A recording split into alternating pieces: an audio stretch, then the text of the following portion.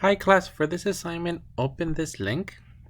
And what this link is going to actually show us is basically the idea of flipping a coin a ton of times. And what you're going to actually see is the law of large numbers being applied. So here's the idea. So click on the tossing of the coins. And what that's going to give us is the actual results if we were to simulate tossing a total of 15 coins. And we already know that the probability of heads for one flip is actually 50%.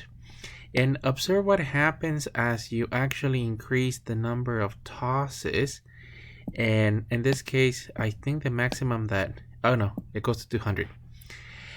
And what we're going to see is that the actual outcomes are going to reach the theoretical probability of 50%. And then observe what happens on the long run.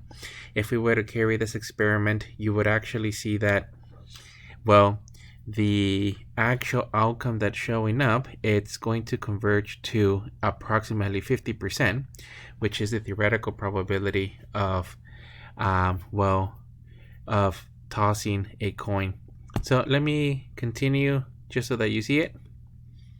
And you could actually see that that's 50% on the long run.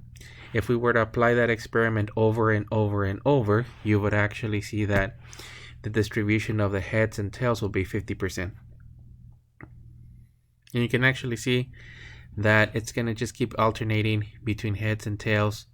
And it'll always be extremely close to 50%.